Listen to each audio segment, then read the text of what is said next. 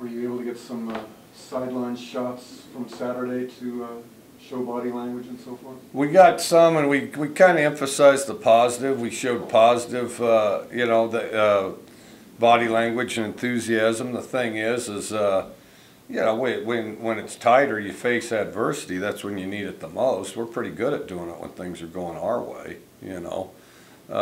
We need to be good at doing it throughout, you know, just the enthusiasm and the excitement of making a play, or go out there and going out there and performing to the best of your ability needs to be enough to create a lot of excitement and enthusiasm. You just can't be selective just when things are going your way. That's too easy. That's how, you know, anybody can do that, and that's you know, that's what we're battling.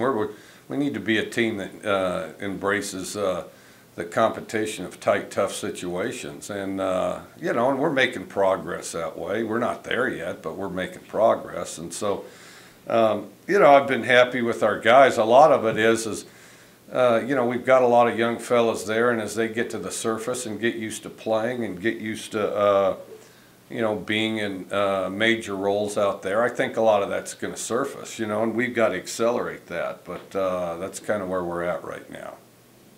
When you guys were up 17 in the fourth quarter, what were you telling your guys at that point?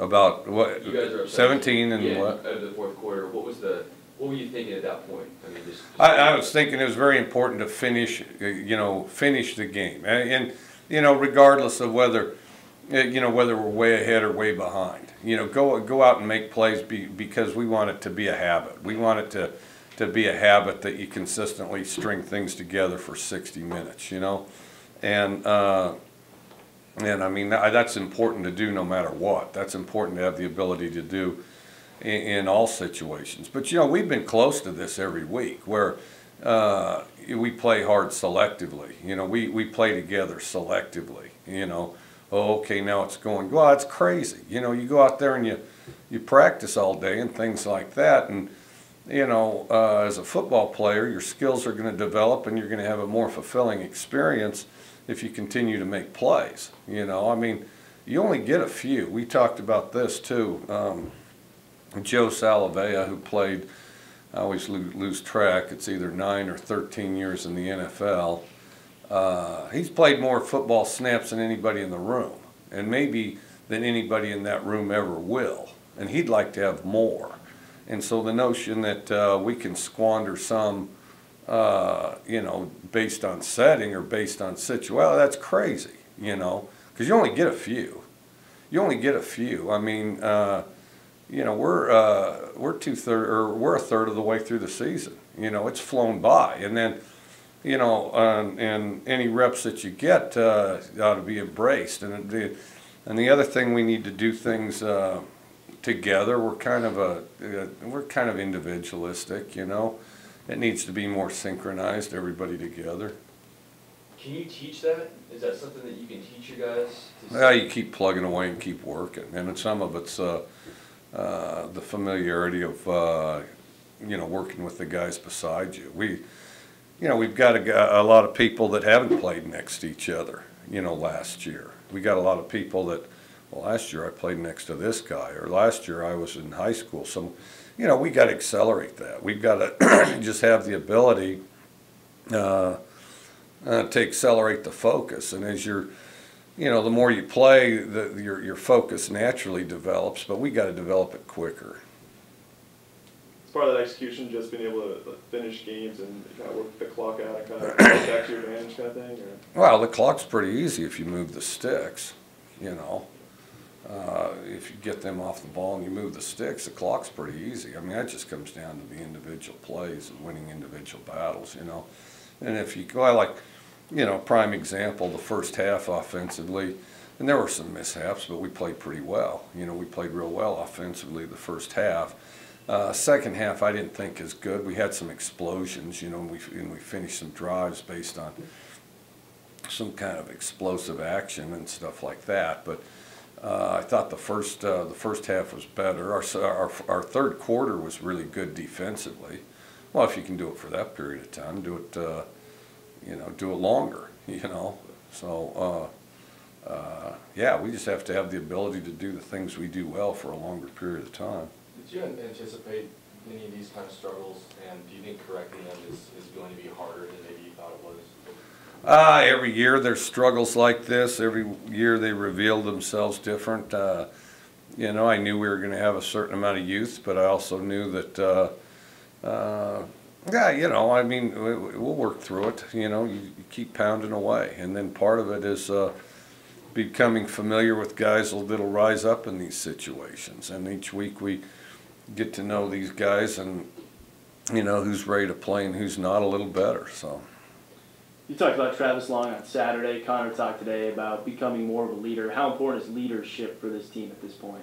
Well, I think it's really important. I think it's really important. And the thing is you know, because player accountability and it meaning a great deal to you. And Travis, I think, personifies that. Connor does in a quieter sort of way.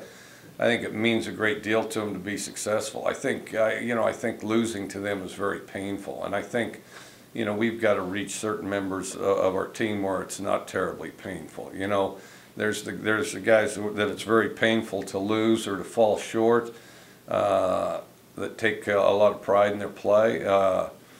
And then there's those that have this whole "that's how the cookie crumbles" mentality. Well, that's crazy. You know, I mean, there's too much invested in this for that to be the mentality.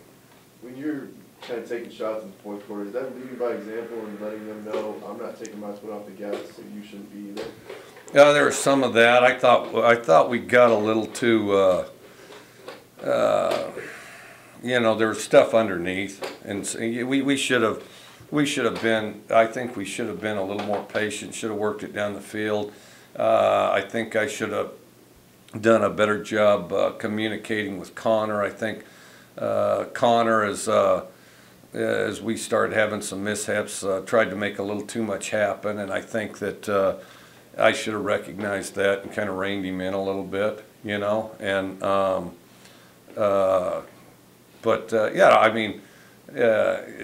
yeah, I mean, if it works the first half, it should work the second half. Thing is if you look at the first half on offense, and our best quarter was the third quarter on defense.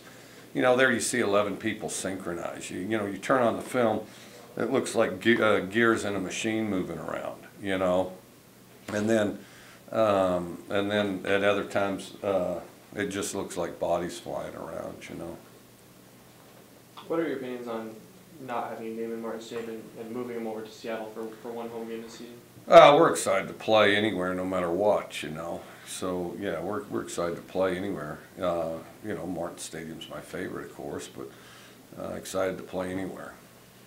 How important is it to connect with that side of the state when you're over there? Oh, I think it's really important. You know, there's this state's full of Cougar fans, and there's more over there than any other area. So, you know, I've always been really impressed. Every time I drive through there, there's there's Cougar flags everywhere. You know, I mean, there's flags all over the place, and so need to get all those folks out there to the game, and I think a lot of them come over here for the games. But you know, it'll be great to take it over there. I've been fighting forest fires all morning, and so dropped a little slurry earlier today. And but anyway, in between coughs and everything, I think it's exciting to go over there and see those folks. Well, obviously, Oregon gets the attention for their offense, mainly for running the ball, but are there similarities between what you do and what they do in terms of how they use space and finding how to get the ball to that space and everything? Yeah, there's a lot of similarities. As a matter of fact,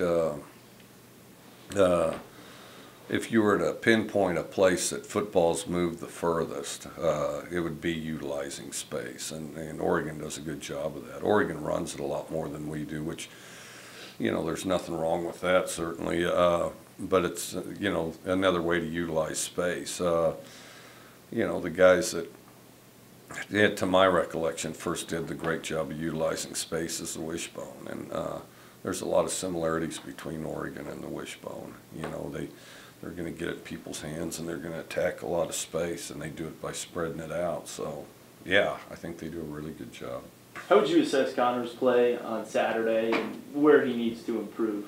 I thought he played pretty good. I think he's really emerging as a leader. I think that at times great, at other times kind of pressed, tried to make too much happen. So you taking the first team reps this week for practice, or Yes. will he start on Saturday? Well, we'll see.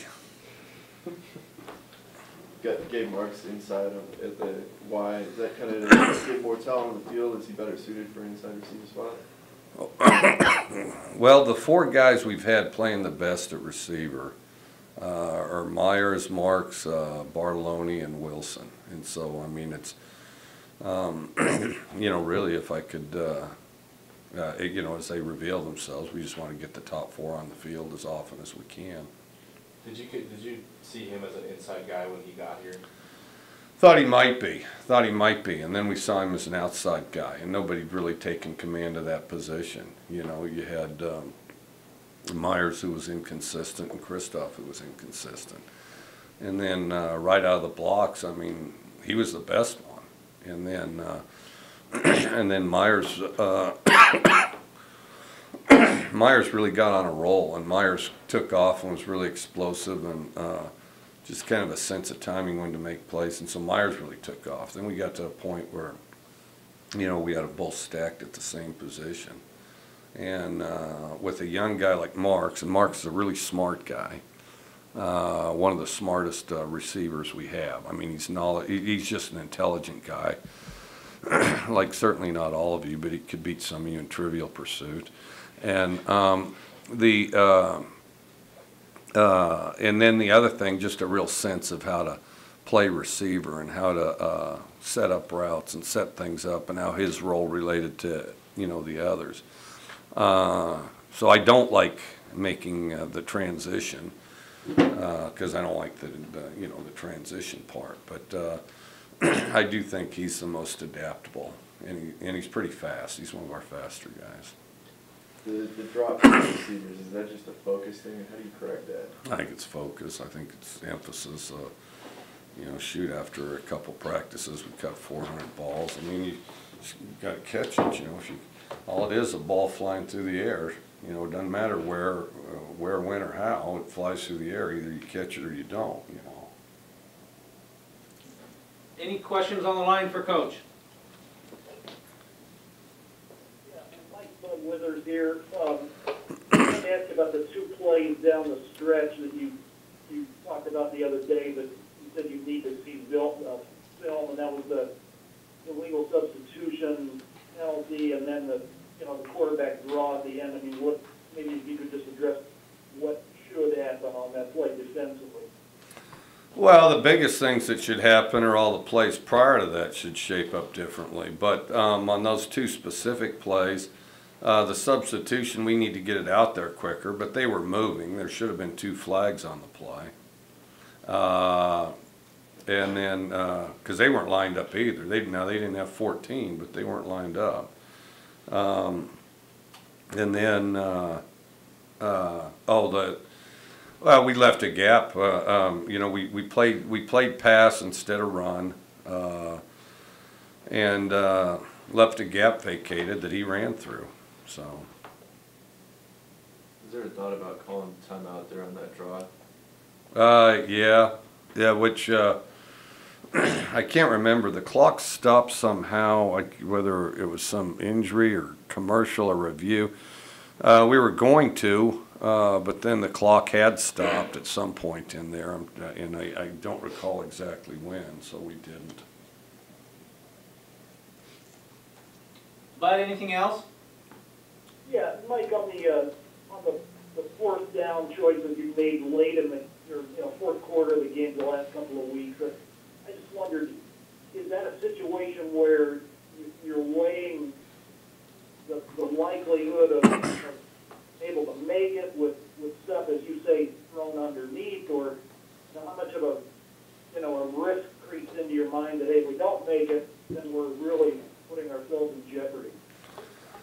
Well, our odds of making it were certainly higher than not making it, although then I think we threw an interception, if I recall.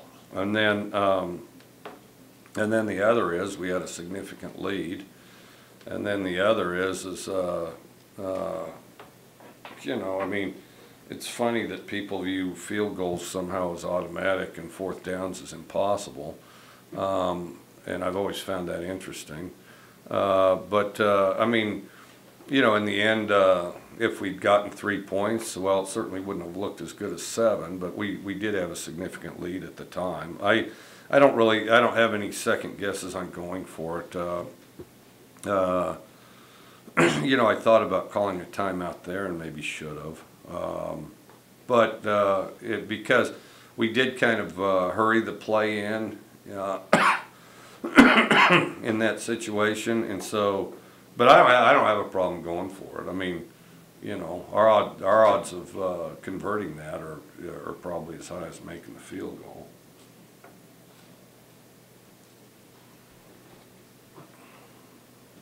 Thoughts on Xavier Cooper's progress? Really intense, plays really hard. I like the way he's doing things. Kind of a guy that, well, I mean, his intensity, burning desire to play, really plays well as a young player. What year is he?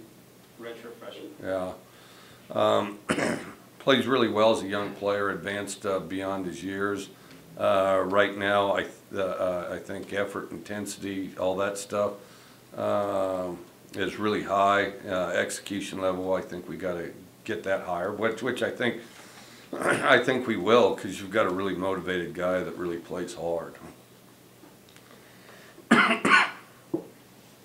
Anything else for Coach? Got one for you, Coach. This is, again, from a student for you, but the question is, when is Matthew McConaughey going to come to a Cougars game? This came from a female student, by the way. I don't know. He's having a lot of fun with that pirate sword I gave him, so I think when the newness of that wears out, then maybe we'll get him up here. Can you tell us more about the pirate sword? I mean, that was just for the wedding, right? Well, you know, you go to a wedding, and I'm not an expert on the protocol of going to weddings and things like that, so I asked one of his best friends, you know, because as you go down the gift list of what to get Matthew McConaughey, I mean, that's a little bit tough, you know. So when I decided not to get him a tie, because he's not really a tie person, the fella said, he said, well, just get him something, you know, from you that he'll remember it's from you and Sharon, my wife, and that he'll remember the event. He said most people aren't bringing anything, but if you do, you know, something that he'll remember you and the event by. And so, well, got a pirate sword. So anyway, it turned out good, and I think he and Camilla have hours of fun with it.